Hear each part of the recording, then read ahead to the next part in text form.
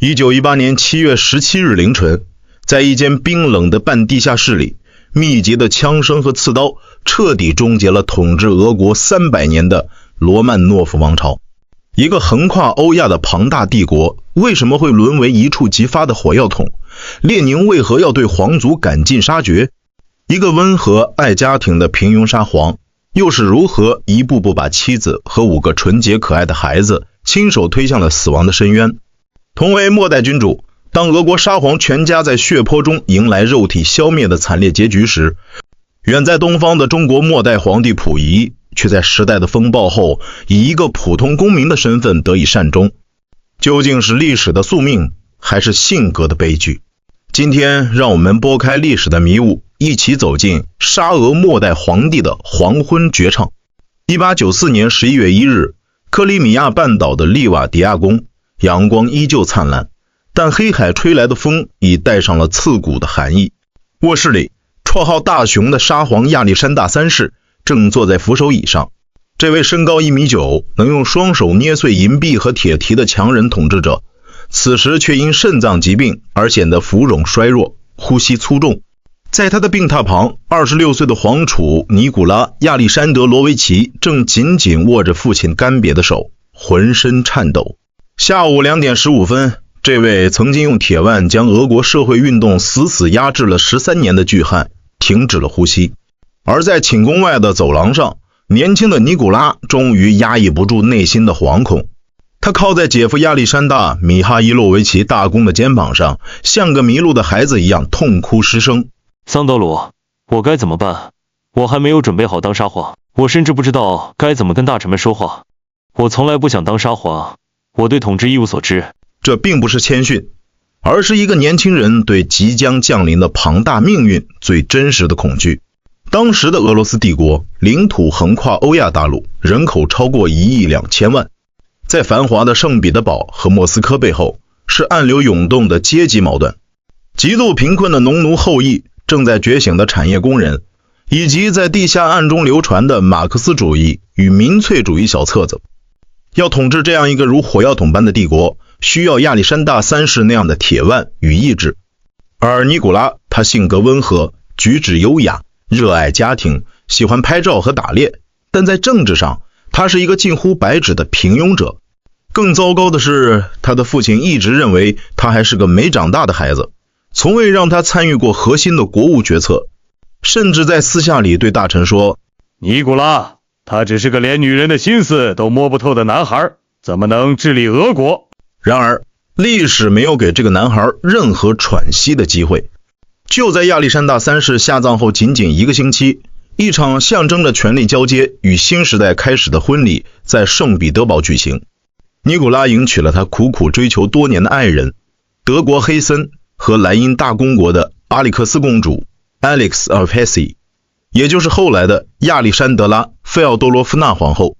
为了迎娶尼古拉，阿里克斯放弃了原有的新教信仰，皈依了东正教。这是一场在国丧期低调举行的婚礼。当时圣彼得堡的贵族圈子里流传着一句充满宿命感的流言，他是跟着棺材走进我们国家的。他的婚礼不过是葬礼的延续，这绝非吉兆。2年后的1896年5月，莫斯科迎来了尼古拉二世的正式加冕礼。作为罗曼诺夫王朝的传统，新沙皇的加冕不仅是贵族的狂欢，也是向底层臣民施恩的时刻。官方宣布5月30日将在莫斯科市郊的霍登卡、口丁因卡练兵场举行盛大的皇家游园会。为了讨好平民，皇室准备了数十万份沙皇礼包，一个印有沙皇夫妇肖像和帝国双头鹰徽章的纪念瓷杯，一卷红糖圆面包，一包香肠，一袋糖果和坚果，以及一听啤酒。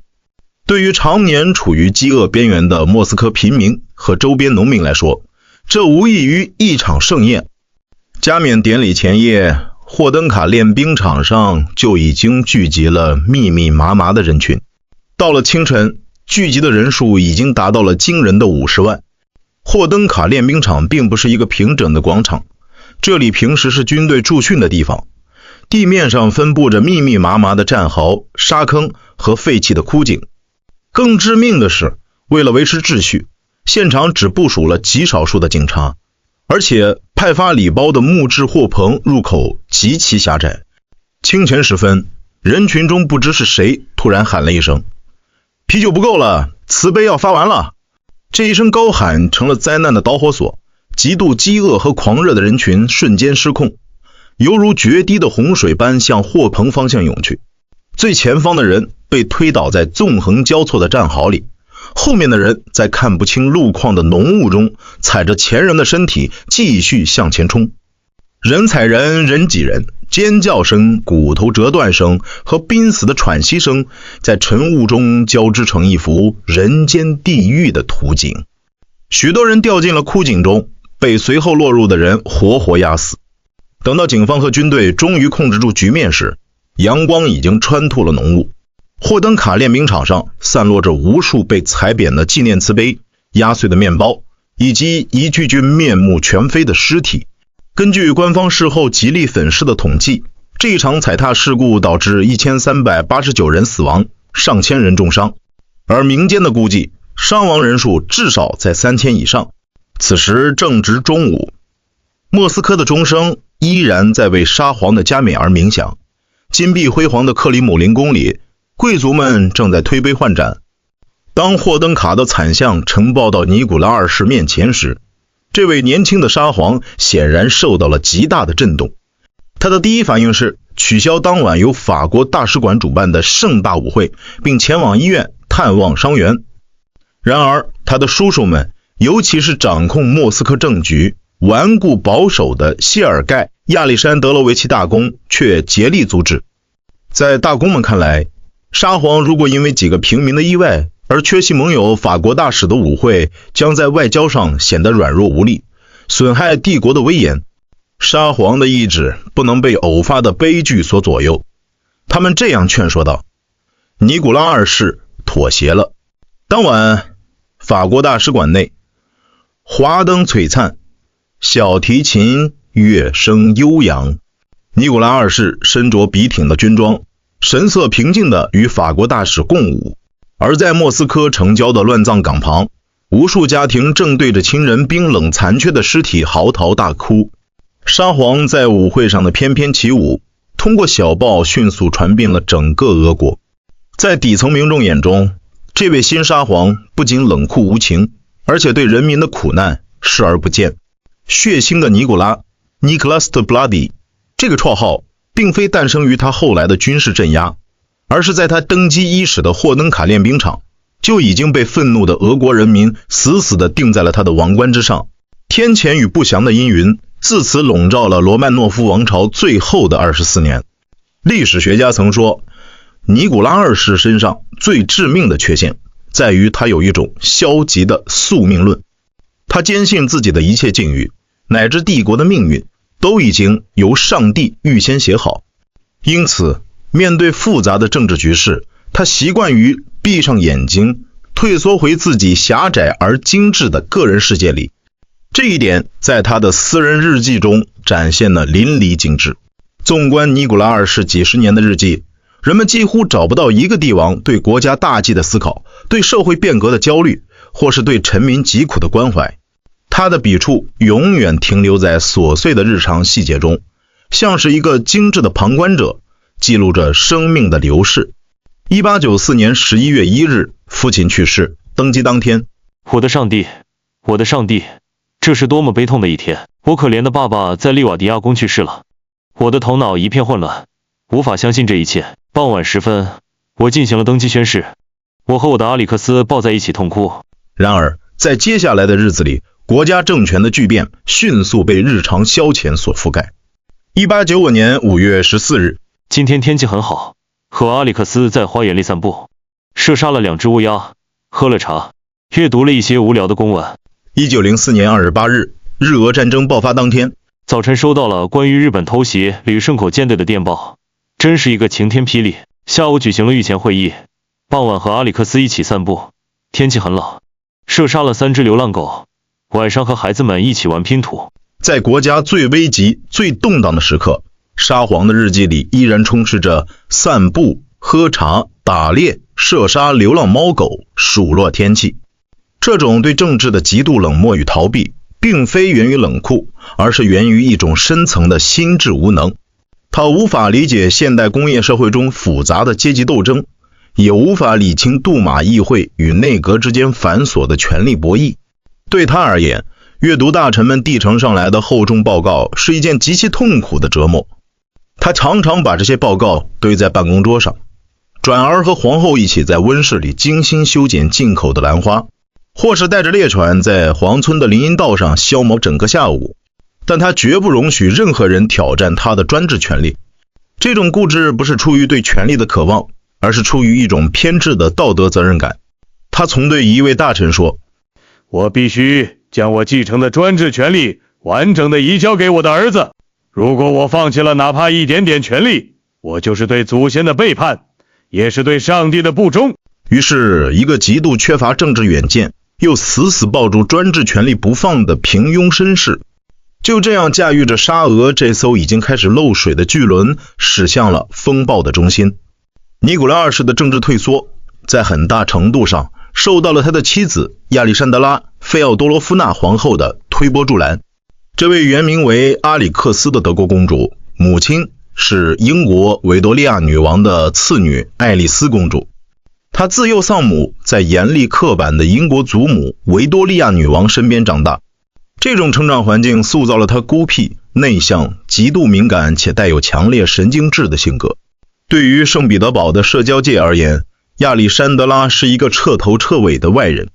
当时的圣彼得堡上流社会尊奉的是法式风尚，贵族们热衷于奢华的舞会、沙龙、调情和无休止的政治八卦。他们希望新皇后能像尼古拉的母亲活泼好客的玛利亚·费奥多罗夫娜皇太后那样成为社交圈的中心。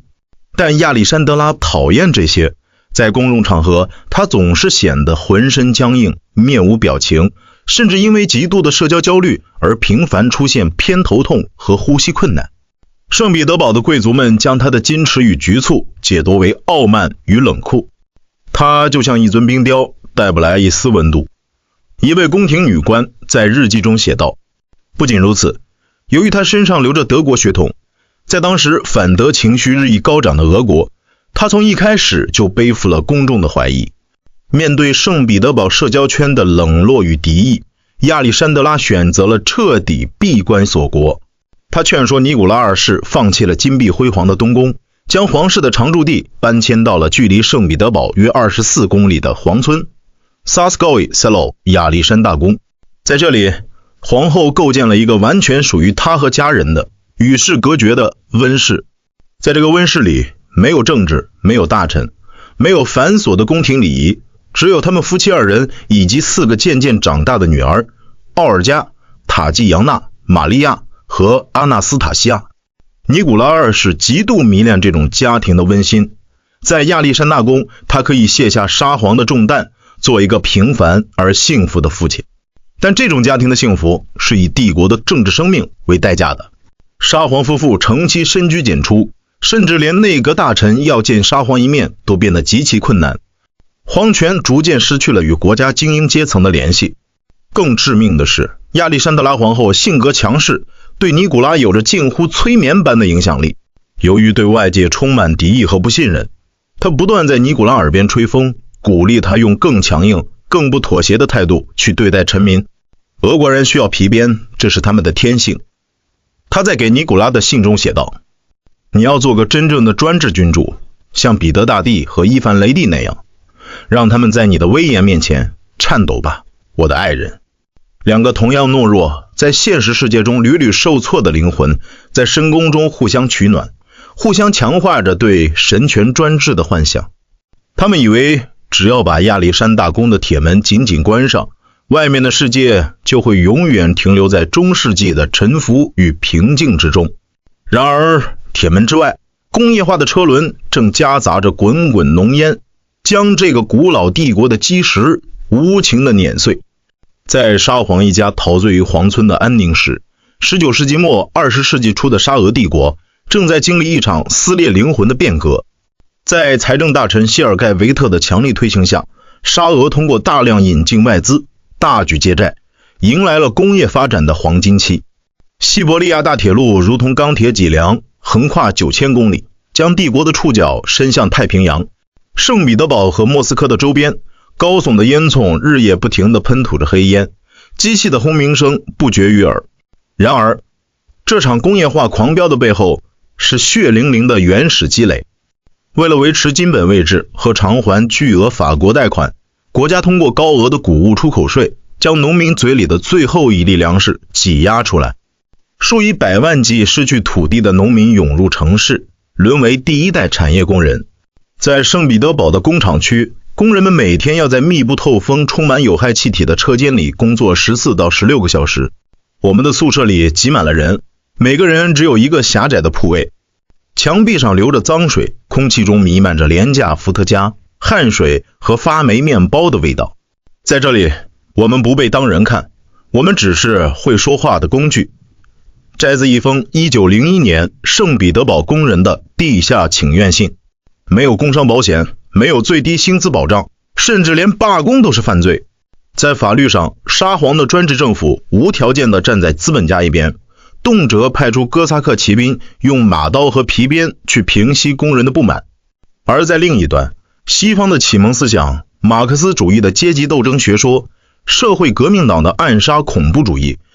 如同在干柴上泼洒的烈油，在年轻的知识分子和青年学生中迅速蔓延。列宁、托洛茨基等新一代革命家开始在地下印刷厂印制一张张名为《火星报》的小册子，将工人们零散的愤怒系统化、理论化。沙俄帝国成了一个巨大的火药桶，而引线正握在那个自以为是、高高在上的平庸君主手中。他还在写着关于打猎的日记，却不知道命运之神留给他的平静时间已经所剩无几。进入20世纪，沙皇专制政府面临着越来越严重的国内危机。学生罢工、工人暴动以及农民对地主庄园的纵火袭击接连不断。面对日益高涨的革命呼声，时任内政大臣维亚·齐斯拉夫·普列维 Vyacheslav Prevey 向尼古拉二世献上了一剂毒药式的药方。为了遏制革命，我们需要一场小小的胜利的战争。在圣彼得堡的御前会议上，廷臣们将目光投向了远东。在他们眼里，那个刚刚完成明治维新、国土狭小的日本，不过是一个不开化的黄种人国家，一个可以被哥萨克铁骑轻易践踏的小矮子。尼古拉二世也深信这一点，他在给表哥德皇威廉二世的信中傲慢地称日本为讨厌的亚洲猢狲，并坚信他们绝不敢对伟大的俄罗斯帝国开战。然而1904年2月8日夜间，日本联合舰队在未经宣战的情况下，突然偷袭了停泊在旅顺口的俄国太平洋舰队。日俄战争正式爆发。这场战争很快从沙皇口中小小的胜利，演变成了一场长达1年半的将沙俄帝国的军事尊严彻底碾碎的噩梦。在辽阳、在沙河、在奉天，俄军虽然拥有兵力优势，但在日军现代化战术和顽强意志的冲击下，接连溃败。1905年1月，经过数月惨烈的围攻，被誉为远东直布罗陀的旅顺要塞宣布投降。消息传回圣彼得堡，全国舆论哗然。为了挽回败局，尼古拉二世做出了一个极其疯狂的决定，命令原本驻守波罗的海的舰队绕过大半个地球，航行3万余公里去增援远东。这支临时拼凑、士气低落的第二太平洋舰队，在经历了长达数月的海上漂泊后，于1905年5月27日疲惫不堪地驶入了对马海峡。等待他们的是早已以逸待劳、由东乡平八郎率领的日本联合舰队。战火在瞬间点燃，在日军精确而密集的炮火下，俄国军舰接连爆炸沉没。这场人类海战史上最惨烈的对决之一，最终以俄军的毁灭性惨败告终。俄国舰队共有19艘军舰被击沉，5艘被俘，伤亡及被俘官兵达1万余人，而日本方面仅损失了3艘鱼雷艇。对马海峡的冲天烈火不仅烧毁了沙皇的海上霸权，更彻底烧掉了沙皇统治在俄国民众心中最后的合法性底库。一个庞大的欧洲帝国竟然被一个东方小国打得一败涂地，这只能说明一个问题：沙皇专制制度已经彻底腐烂。就在对马海战爆发前几个月，圣彼得堡已经因为旅顺失陷的消息陷入了动荡。1905年1月，圣彼得堡最大的军工企业普蒂洛夫 Putilov 工厂爆发大罢工，随后波及全城。数万名处于饥饿和失业边缘的工人走上街头，他们需要面包，需要尊严，需要8小时工作制。但最重要的是，他们依然相信沙皇这位被称为小父亲 Little Father 的统治者。工人们固执地认为沙皇是善良的，只是被身边贪婪的大臣和资本家蒙蔽了双眼。只要能亲手将写满苦难的请愿书递到沙皇手里，慈悲的小父亲一定会为他们主持公道。组织这场和平请愿的是一位名叫乔治·加蓬 Georgy Gapon 的东正教神父。加蓬神父有着极强的煽动力，他穿着黑色的神职长袍，手中挥舞着十字架，告诉工人们，去见我们的沙皇吧，哪怕他不见我们，我们也死在克里姆林宫的墙下，我们的血将成为神圣的祭品。1905年1月22日，俄历1月9日，一个阴冷飘着小雪的星期日，数十万圣彼得堡工人和他们的妻子、孩子身着节日盛装，从城市不同的方向向东宫广场汇聚。这是一场近乎宗教仪式的和平游行，人们手里举着耶稣基督的肖像、沙皇夫妇的相片，以及写着不要抛弃我们陛下的横幅。人群在雪地上缓缓前行，一路上高唱着沙俄国歌，天佑沙皇。然而此时的东宫里根本没有沙皇的身影。早在前一天晚上，得知消息的尼古拉二世就已经带着家人悄悄退缩回了皇村亚历山大宫。留在东宫主持局面的是极度恐慌的禁卫军军官和毫无处置群体性事件经验的官僚。在东宫广场前的积雪上，数万名请愿群众在距离军警防线仅100米的地方停了下来。加蓬神父走在最前方，高举着请愿书。工人们向士兵高喊，不要开枪，我们不是暴徒，我们只想见见沙皇，把我们的请愿书交给他。但回答他们的是禁卫军军官冰冷的拔刀声，没有警告，没有鸣枪示警。砰砰砰，禁卫军的步枪排枪在冰冷的空气中爆发出震耳欲聋的声响，密集的子弹像铁雨一般无情地扫向了毫无防备、手无寸铁的平民人群。圣彼得堡的冬雪在瞬间被染成了刺眼的猩红。走在最前排的工人、妇女和抱着孩子的母亲像割麦子一样成片地倒在血泊中。人群在极度恐慌中四散奔逃，而哥萨克骑兵随即挥舞着雪亮的马刀冲入人群，疯狂地践踏劈杀。在这场被称为流血星期日 Bloody Sunday 的惨案中，根据官方事后极力隐瞒的统计，有130人死亡，数百人受伤。但根据当时在场的记者和革命者的估计，实际死亡人数在1000到4000之间。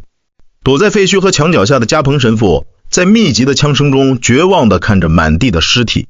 他痛苦地扯下了脖子上的十字架，对身边幸存的工人大喊，已经没有沙皇了，我们和这个刽子手之间已经隔了一道血海。流血星期日的枪声彻底终结了俄国底层民众对沙皇的迷信。正如加蓬神父所言，那道用上千具尸体和鲜血铸成的鸿沟再也无法填平。1905年革命如同猛烈的野火般席卷了整个帝国，从波罗的海到太平洋，全国范围内爆发了史无前例的大罢工，铁路瘫痪，工厂停摆，甚至连海军的主力战舰波江金号 Potemkin 也爆发了起义。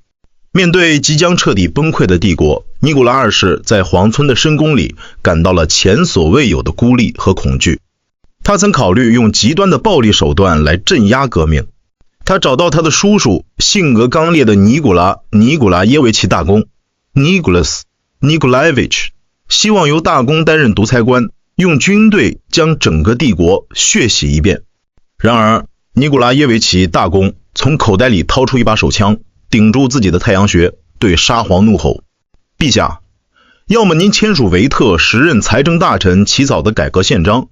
要么我现在就当着您的面开枪把自己的脑袋打碎。连最强硬的皇室大公都明白，沙皇专制已经不可能靠暴力维系下去了。在几乎被逼入绝境的情况下，尼古拉二世终于在1905年10月30日，俄历10月17日签署了著名的10月宣言 October Manifesto。 在这份宣言中，沙皇做出了巨大的妥协，承诺给予臣民基本的人身自由、言论自由、集会自由和结社自由，宣布建立具有立法权的国民议会、国家杜马、规定任何法律未经杜马同意不得生效。这标志着古老的沙俄专制君主制在名义上向君主立宪制迈出了历史性的一步。然而，对于尼古拉二世而言，这份宣言不过是他在风暴面前为了保全王位而被迫签署的城下之盟。在他的内心深处，对10月宣言充满了极度的厌恶与背叛感。他在给母亲的信中写道：我感觉自己背叛了上帝对我的托付，我是被迫签字的，我用手指颤抖着写下了名字，就像在出卖我的灵魂。因此，当1905年革命的风暴在10月宣言颁布后逐渐平息，大批军队从远东前线撤回国内时，尼古拉二世立刻开始了疯狂的反扑。他先后颁布了帝国基本法，规定沙皇保留、宣布戒严、解散杜马、否决杜马提案，以及在杜马闭会期间颁布法令的绝对权利。第一届和第二届国家杜马因为试图推行激进的土地改革，在成立仅仅数月后就被沙皇强行解散。到了1907年，沙皇甚至联合铁腕首相彼得·斯托雷平 Pyotr Stolypin 修改了选举法，大幅削减工人和农民的投票权，扶植了一个完全由亲沙皇的贵族和地主掌控的顺从杜马第三届杜马。这种出尔反尔的政治欺骗虽然在短期内稳定了沙俄的政局，但也彻底关死了俄国通过和平改良的方式走向立宪民主的道路。1904年8月12日，皇孙亚历山大宫内钟声齐鸣，一发发礼炮震碎了彼得格勒郊外的寂静。亚历山德拉皇后在连续诞下4个女儿后，终于为罗曼诺夫王朝诞下了一位男性继承人，皇储阿列克谢 Alexei Nikolaevich。 对于久盼难丁的尼古拉二世而言，这无异于神迹的显现。他在日记中激动地写道：这是一个无法用言语形容的极其幸福的日子。阿历克斯为我们生下了一个儿子，我们叫他阿列克谢。然而，这份狂喜在短短6个星期后便化为彻骨的冰寒。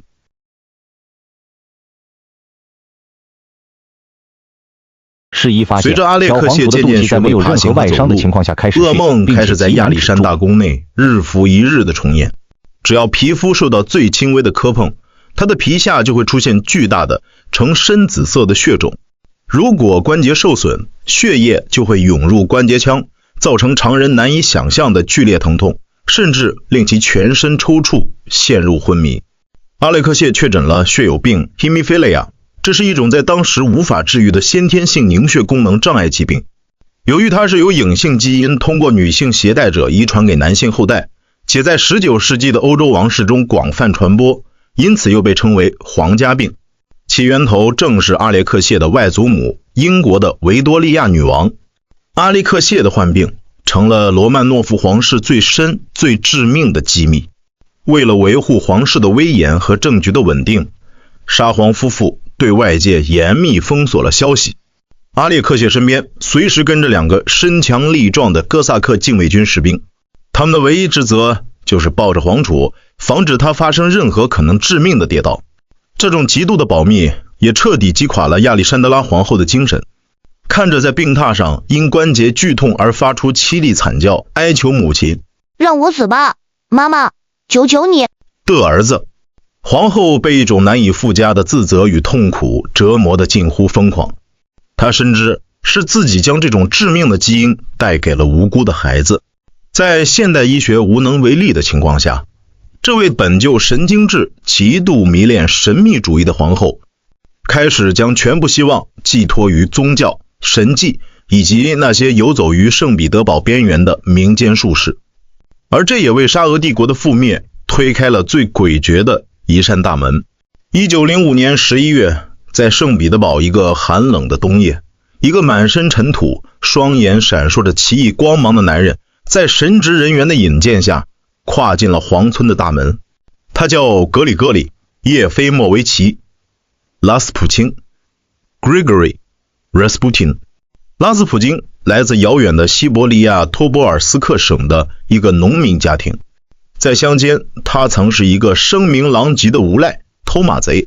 但凭借着过人的口才、野兽般敏锐的直觉，以及对东正教神秘派别如宣扬以罪求赎的鞭笞派的钻研，他摇身一变成了一名云游四方的圣人 Starets。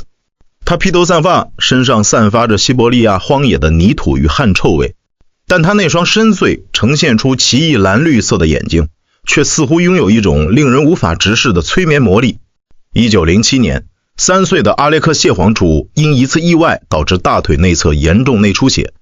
御医们束手无策，甚至已经开始为皇储准备临终圣餐。绝望的皇后让人请来了拉斯普京。拉斯普京走到床前，握住奄奄一息的阿列克谢的手，并在他耳边轻轻耳语。奇迹发生了，在拉斯普京的抚摸和祷告下，皇储的哭闹渐渐停止，关节的红肿奇迹般的消退，血竟然真的止住了。在现代医学看来，这或许是由于拉斯普京的催眠安抚了处于极度恐惧和紧张中的皇储，降低了其血压，从而减缓了出血速度，亦或是因为他制止了御医滥用具有抗凝血作用的阿司匹林。但在亚历山德拉皇后眼里，拉斯普京就是上帝为了拯救他的儿子，拯救罗曼诺夫王朝而降世的神使。从此，这位西伯利亚农民成了皇室最尊贵的密友。皇后在信中称他为我们的朋友，上帝的使者，对他几乎到了言听计从的地步。然而，在皇村温室之外的圣彼得堡，拉斯普京的形象则是完全另一副模样。这位圣人在圣彼得堡的社交界迅速堕落为一个彻头彻尾的纵欲狂。他利用自己神圣的身份和皇室的庇护，在彼得格勒的沙龙和妓院里肆意放荡，上至贵族名媛，下至市井娼妓，无数被他的神秘主义和野性魅力所吸引的女性委身于他。他在高级餐厅里喝得烂醉，向旁人炫耀自己口袋里皇后亲手缝制的衬衫，甚至吹嘘自己只要动动手指就能决定大臣的免职。很快，圣彼得堡的地下出版物上开始流传出大量不堪入目的政治讽刺画和地下小册子。在这些荒诞色情的画作中，拉斯普京被描绘成一个面目狰狞、体型庞大的野兽，将柔弱的皇后甚至沙皇玩弄于股掌之间。关于妖僧与皇后的桃色传闻，关于皇室生活糜烂的谣言，如同致命的毒药，迅速在俄国社会各个阶层蔓延。在农民眼里，沙皇不再是神圣的慈父，因为他的妻子成了一个西伯利亚神棍的玩物。在贵族眼里，罗曼诺夫皇室堕落了，因为帝国的尊严被一个满身恶臭的农民践踏在了脚下。摘自杜马主席罗江科的回忆录。杜马议员甚至内阁首相彼得斯托雷平曾多次向尼古拉二世呈递关于拉斯普钦在市井中放浪形骸、招妓纵欲的秘密警察报告，并力主将其驱逐出首都。但每一次，这些报告都会被愤怒的皇后撕得粉碎。他们为什么要嫉妒他？他只是在为我们的孩子祈祷。皇后对尼古拉哭诉，甚至将这些针对拉斯普京的调查视为反沙皇的阴谋。懦弱的尼古拉二世在皇后的眼泪和儿子的健康面前一次次妥协。他疲惫地对首相斯托雷平说，斯托雷平，我宁可面对100个拉斯普京，也不愿意面对一个歇斯底里的皇后。1911年，极力试图将俄国拉回理性和改革轨道的首相斯托雷平在基辅遇刺身亡。这不仅让沙俄失去了最后一位有远见有手腕的政治家，也彻底移除了阻挡拉斯普京插手朝政的最后一道大闸。随着一战的阴云日益逼近，拉斯普京对国家决策的渗透开始从后宫的迷信延伸到前朝的任免，甚至战争的部署中。1914年8月2日，圣彼得堡东宫广场上，黑压压的人群如潮水般涌动，刺眼的阳光洒在成千上万面迎风招展的帝国双头鹰旗帜和东正教十字架上。当尼古拉二世与亚历山德拉皇后出现在东宫阳台上时，狂热的呼喊声瞬间撕裂了天空。数以万计的民众跪倒在坚硬的石板路上，他们高唱着天佑沙皇，眼中闪烁着狂热的泪光。萨拉热窝的枪声引爆了欧洲这个巨大的炸药桶。沙俄帝国在民族主义和泛斯拉夫主义的狂热裹挟下，正式向德意志帝国和奥匈帝国宣战。为了消除朝野内外的德意志色彩，圣彼得堡甚至在这一年被正式改名为更具斯拉夫风格的彼得格勒。在战争初期，甚至连最激进的革命者也暂时放下了手中的传单，工人们停止了罢工，举国上下沉浸在3个月内攻克柏林的虚妄幻想中。然而，这股狂热的洪流很快在德军现代化工业战争的绞肉机前被撞得粉碎。1914年8月底，俄国第2集团军在东普鲁士的坦能堡战役中遭到德军毁灭性打击，全军覆没。10几万俄军士兵在沼泽与森林中被德军的重炮无情地撕碎。集团军司令萨姆索诺夫将军因羞愧在林中开枪自尽。这场惨败拉开了沙俄军队漫长而痛苦的溃败序幕。沙俄虽然号称拥有世界上最庞大的军队，被称为蒸汽压路机，但其落后的工业底子根本无法支撑一场现代化的总体战。前线的物资匮乏到了令人发指的地步，3个士兵只能分到1支步枪。没有子弹的人只能静静地躺在战壕里，等待前排的战友被子弹打穿，然后再爬过去捡起那支沾满鲜血的步枪。我们的炮兵被严令限制开火，因为德军每发射40发炮弹，我们只能回击1发。摘自一战俄国前线士兵的家书。到了1915年，德军发动大攻势，俄军在波兰、加利西亚和立陶宛全线溃退，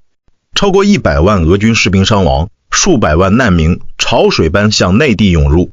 伴随着军事惨败而来的是国内经济的迅速瘫痪。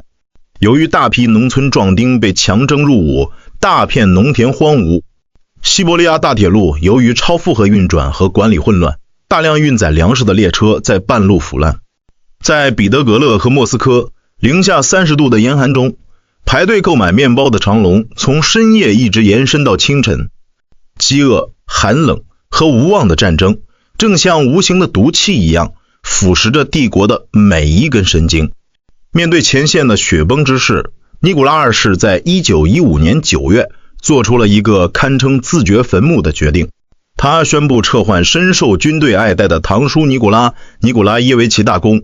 亲自前往前线莫基廖夫 Mogilev 的大本营，出任俄军最高统帅。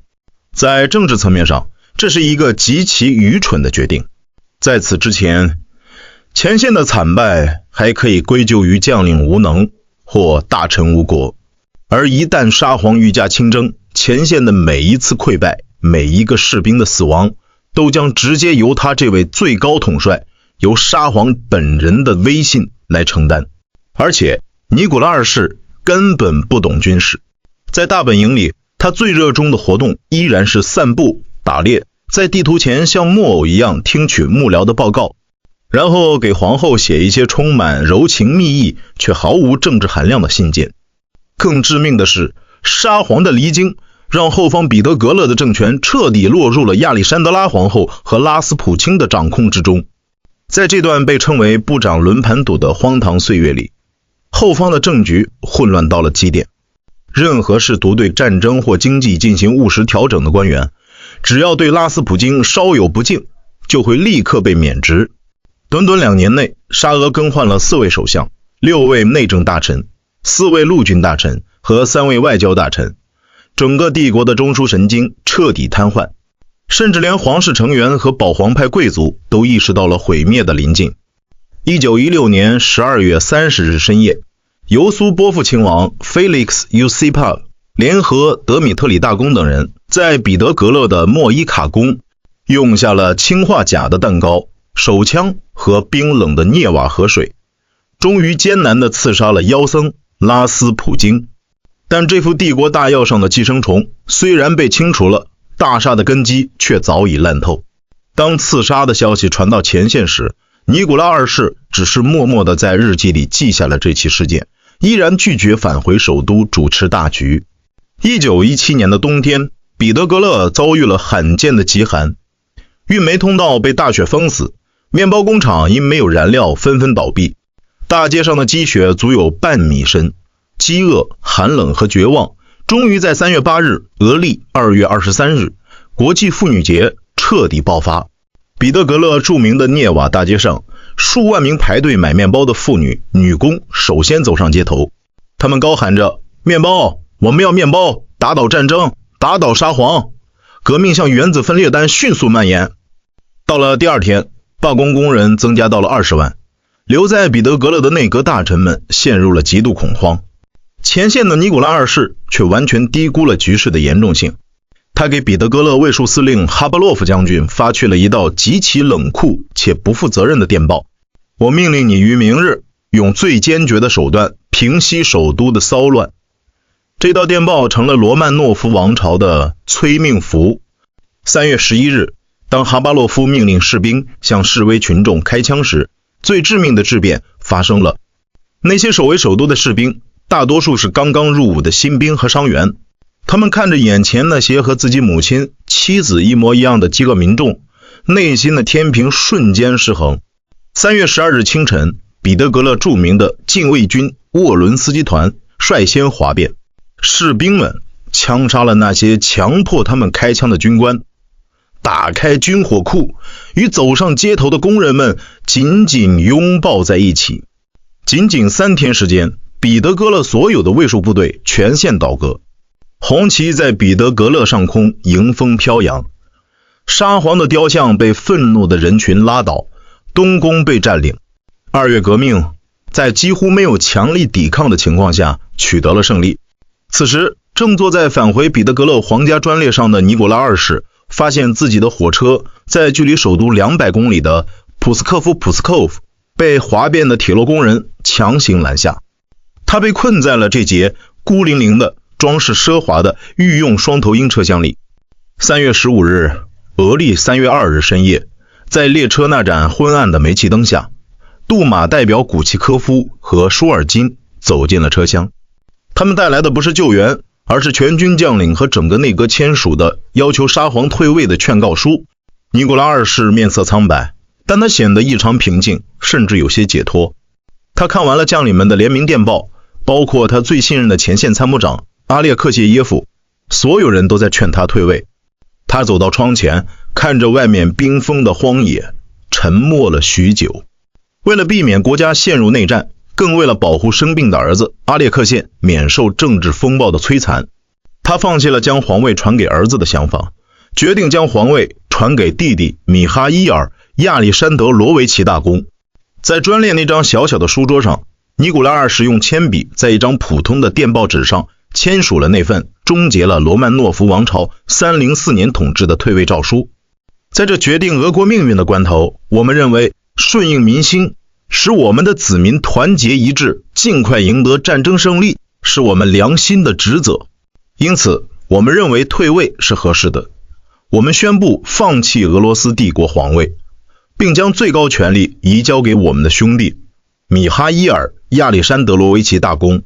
然而，远在彼得格勒的米哈伊尔大公在得知局势失控后，于次日便声明拒绝接任皇位，除非召开立宪会议。沙皇制度在1917年的这个冰冷深夜，伴随着铅笔划过纸张的沙沙声，彻底退出了历史舞台。退位当晚，尼古拉大使在日记里写下了他一生中最著名也最显悲凉的一句话：周围尽是背叛、懦弱与欺骗。签署退位诏书的那一刻起，尼古拉二世在法律上便不复存在，取而代之的是尼古拉·亚历山德罗维奇罗曼诺夫公民临时政府，起初将他们软禁在皇村的亚历山大宫。在那里，一家人度过了一段相对平静的时光。尼古拉在日记里记录着自己砍柴、铲雪、辅导孩子们功课的日常，仿佛卸下了万斤重担。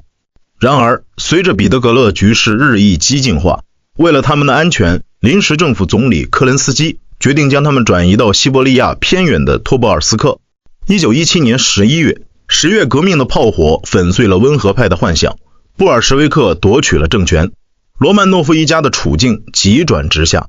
1918年春，他们被再次转移，送往了乌拉尔山脉的工业重镇叶卡捷琳堡。这里是赤卫队势力极强，对皇室充满敌意的红区。他们被安置在当地一位名叫伊帕季耶夫 Ipatiev 的富商住宅里。这栋房子被临时政府用高耸的木栅栏严密围死，窗户被涂上了白漆，切断了与外界的一切视觉联系。它有了一个冰冷而令人毛骨悚然的官方代称，特别用途之家 The House of Special Purpose。 在伊帕吉耶夫宫里，沙皇一家和仅存的4名忠实随从，御医波特金、厨师哈里托诺夫、男仆特鲁普、女仆德米多娃，过着近乎囚徒的生活。看守他们的红军士兵常常在墙上写满粗俗的标语，甚至在4位年轻公主经过时吹口哨。皇后亚历山德拉的脊椎病愈发严重，只能坐在轮椅上。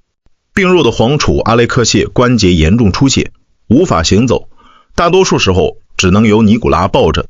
尽管肉体备受折磨，这一家人却展现出了超乎常人的隐忍。每天傍晚，他们聚在一起朗读圣经。4位美丽的公主奥尔加、塔基扬娜、玛利亚和阿纳斯塔西亚，甚至还会和看守们开玩笑，用他们纯真的笑容融化这些底层士兵的敌意。然而，叶卡捷琳堡之外的俄国早已沦为血腥内战的战场。1918年夏天，反布尔什维克的白军和捷克斯洛伐克军团高歌猛进，距离叶卡捷琳堡仅有数十公里。枪炮声隐约传入伊帕季耶夫宫，沙皇一家以为看到了获救的曙光，但他们不知道，这逼近的炮火恰恰成了他们的催命符。7月16日深夜，叶卡捷琳堡契卡 Cheka 全俄肃反委员会负责人雅科夫尤罗夫斯基 Yakov Yulovsky 收到了来自莫斯科的秘密密电。鉴于白军逼近，为防止沙皇成为反革命势力的旗帜，必须对其实行肉体消灭。7月17日凌晨1点30分，尤罗夫斯基叫醒了熟睡中的沙皇一家。他撒谎称，由于白军即将炮击市区，为了安全起见，必须将他们转移到地下室暂时躲避。睡眼惺忪的尼古拉抱着虚弱的阿列克谢，领着妻子和孩子们，顺着狭窄的楼梯走进了那间只有10几平米、墙壁苍白的半地下室。为了让轮椅上的皇后和虚弱的皇储舒适一些，男仆特罗普还特意搬来了2把椅子。11口人静静地挤在这个狭窄密闭的空间里。亚历山德拉皇后和阿列克谢坐着，尼古拉站在儿子身旁，4位公主和随从们则在他们身后排成一排。他们以为这只是一次普通的转移，甚至在等待时，几位公主还在轻声耳语。凌晨2点左右，地下室的木门被粗暴地推开，尤罗夫斯基带着10多名手持左轮手枪和纳甘步枪的行刑队队员涌了进来，他们迅速堵死了出口。尤罗夫斯基上前一步，从口袋里掏出一张纸，在昏暗的灯光下用极其冰冷机械的声音宣读：尼古拉亚历山德洛维奇，鉴于你的亲属仍在继续对苏维埃共和国发动进攻，乌拉尔区苏维埃执行委员会决定对你执行枪决。尼古拉愣住了，他本能地将身体挡在儿子身前，转过头看着尤罗夫斯基，疑惑而震惊地问：什么？你在说什么？我没听清。这就是我说的话。尤罗夫斯基怒喝道，同时闪电般拔出左轮手枪，对准尼古拉的胸口连开数枪。砰砰，这成了屠杀开始的信号。地下室在瞬间变成了枪林弹雨、硝烟弥漫的屠宰场。第一轮密集的排枪扫过，尼古拉和皇后亚历山德拉几乎瞬间毙命，御医波特金、男仆和厨师也随即倒在血泊中。然而，由于地下室空间极其狭窄，火药产生的浓烈白烟在几秒钟内便锁死了视线。行刑队员们在极度慌乱中闭着眼睛疯狂开枪，子弹打在石质墙壁上，带着尖锐的呼哨声四处反弹。当第一波枪声停息，硝烟稍稍散去时，行刑队员震惊地发现，倒在血泊中的4个公主和皇子阿里克谢居然还在动，甚至发出了痛苦的呻吟。原来在被囚禁的岁月里，为了防止财物被搜走，公主们将大量珍贵的钻石、珍珠和黄金首饰密密麻麻地缝进了他们贴身的紧身内衣里。这些坚硬的珠宝在关键时刻竟然成了脆弱的防弹衣，挡住了第一轮致命的子弹。但这也让他们承受了更长、更痛苦的折磨。尤罗夫斯基面目狰狞，命令士兵用刺刀去刺杀这些幸存的孩子。病弱的皇储阿列克谢倒在地上挣扎，尤罗夫斯基走过去，对着他的耳朵冷酷地补了2枪。女仆德米多娃挥舞着枕头试图保护自己，被士兵用刺刀顶在墙角，活活刺死。4位公主，那些曾是欧洲最高贵、最美丽的少女，在积满鲜血的地下室地板上绝望地哭喊、爬行。行刑队员用沉重的军靴踩住他们，用雪亮的刺刀一片片扎进他们温热的胸膛，直到呻吟声彻底消失。整场屠杀持续了大约20分钟，地下室的地板上鲜血几乎没过了行刑队员的鞋底。随后，尸体被迅速抬上卡车，运往废弃的科普基亚基森林。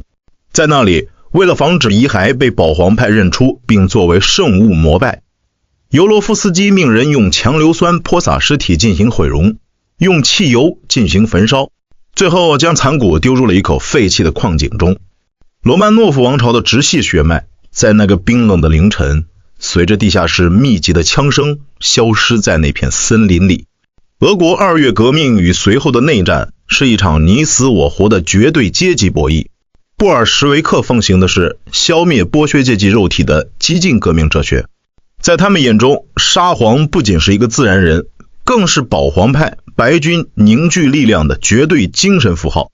只要尼古拉2世或他的任何一个孩子活着，复辟的火种就永远不会熄灭。因此，为了巩固新政权，最彻底的手腕就是连根拔起，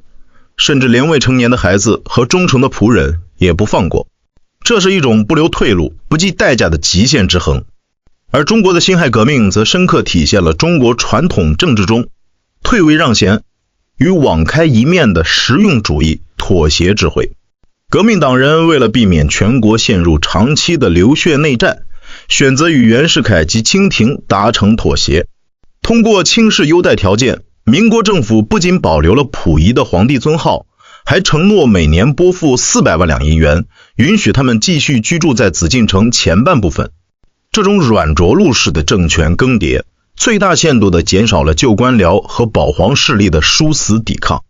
溥仪的一生同样充满了颠沛流离，他当过复辟的小皇帝，被冯玉祥赶出紫禁城，在日本人的扶持下，做了伪满洲国的傀儡皇帝康德，战后被苏军俘虏押往西伯利亚，后又被引渡回国，在抚顺战犯管理所接受了长达10年的思想改造。如果按照俄国革命的逻辑，溥仪在伪满洲国充当汉奸傀儡的罪行，足够他被枪决数十次。然而，新中国的革命哲学更倾向于人的改造。在管理所里，这位曾经高高在上的万岁爷学会了自己穿衣服、系鞋带、扫地洗碗。1959年，溥仪获得特赦，成为了一名普通的人民政协委员，在北京植物园里安安静静地修剪花草。他甚至写下了自传《我的前半生》，从一个封建皇帝彻底蜕变为新中国的普通公民。历史的反差，1918年，14岁的罗曼诺夫皇储阿列克谢在叶卡捷琳堡的地下室里，在刺刀和子弹的交织中痛苦地闭上了双眼。1960年，54岁的溥仪拿着选民证，在北京的街头投下了自己作为普通公民的神圣一票。尼古拉2世和他的家人成为了旧帝国崩溃时最惨烈的祭品，被彻底碾碎在历史的齿轮下。而溥仪则像是一块被岁月磨去棱角的活化石，被时代温柔地接入了新社会的温床中，以一个凡人的身份得以善终。1918年7月17日的枪声平息后，关于沙皇一家下落的种种传闻，在长达半个多世纪里，成为了苏联历史上最幽暗、最隐秘的禁忌。苏联官方起初只承认处决了尼古拉二世，并声称其家属已被转移到安全地点。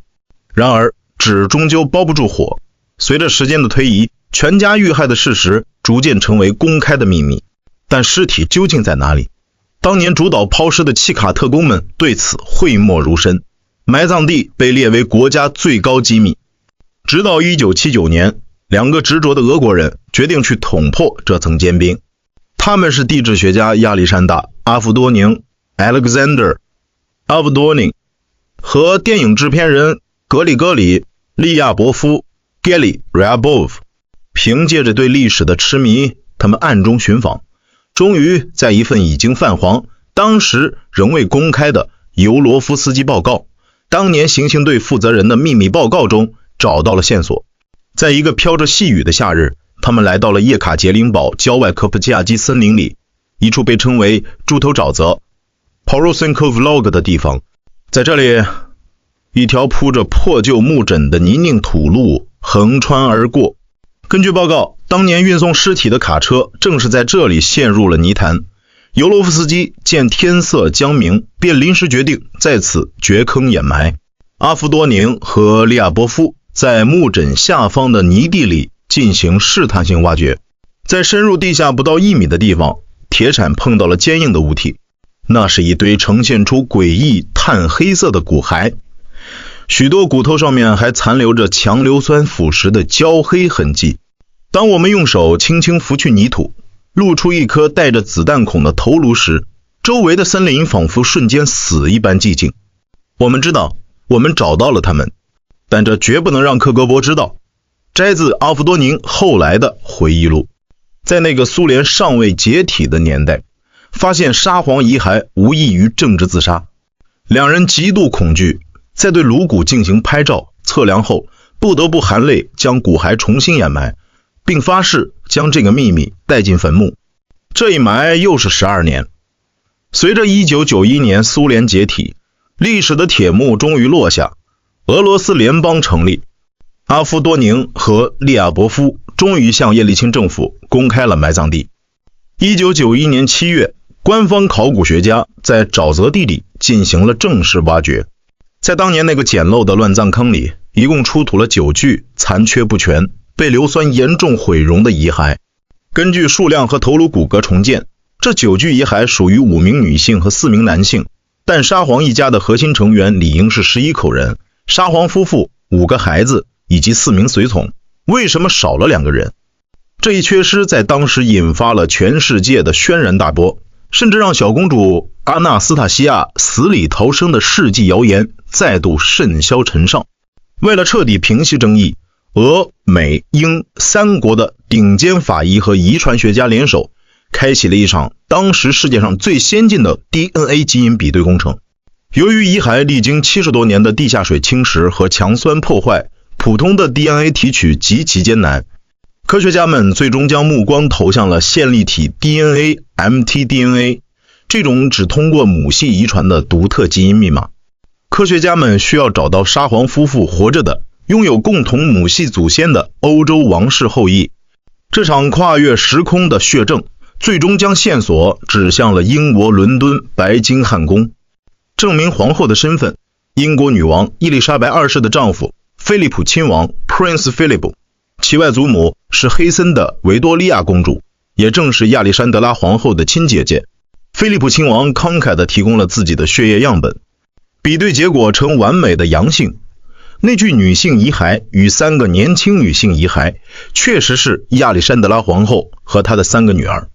证明沙皇的身份，科学家们发掘了葬在圣彼得堡的尼古拉2世的亲弟弟格奥尔基亚历山德罗维奇大公的遗骨。经过最严苛的 DNA 比对，两者的骨骼基因契合度高达 99.99%。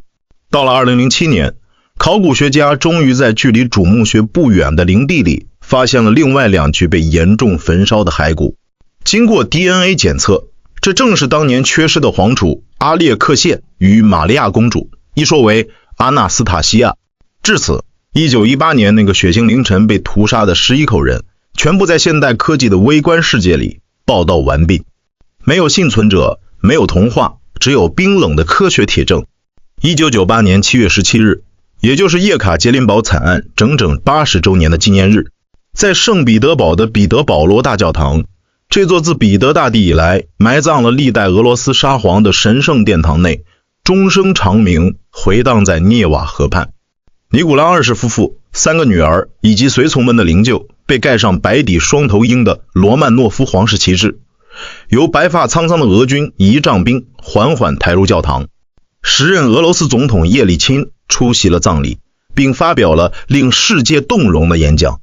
他的发言没有为专制复辟招魂，而是站在历史的高度，对那个暴烈残忍的革命年代进行了一次深刻的国家反思。今天是一个具有历史意义的日子。80年前，在叶卡捷琳堡发生了一起惨绝人寰的罪行。几十年里，我们对此保持沉默。我们必须说出真相。叶卡捷琳堡的屠杀是我们历史中最耻辱的一页。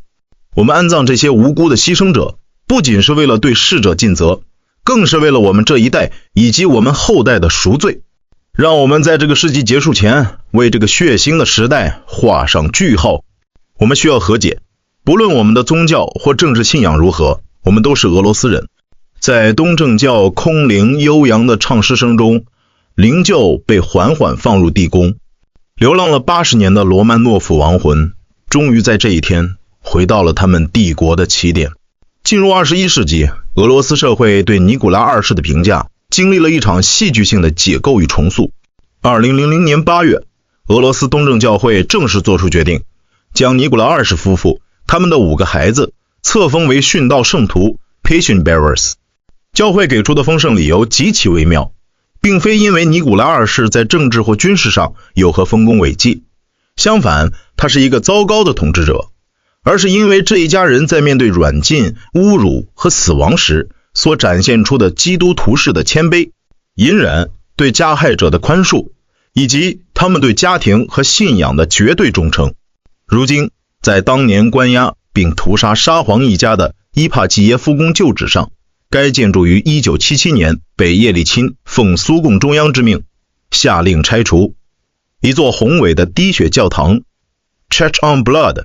拔地而起，每天成千上万的信徒来到这里，在尼古拉二世一家的圣像前点燃蜡烛，祈求和平。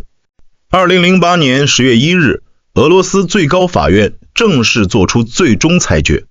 宣布尼古拉二世及其家人是毫无道理的政治镇压的牺牲品，并依法为其正式平反。至此，法律上的冤屈得以昭雪，宗教上的圣冠得以加冕，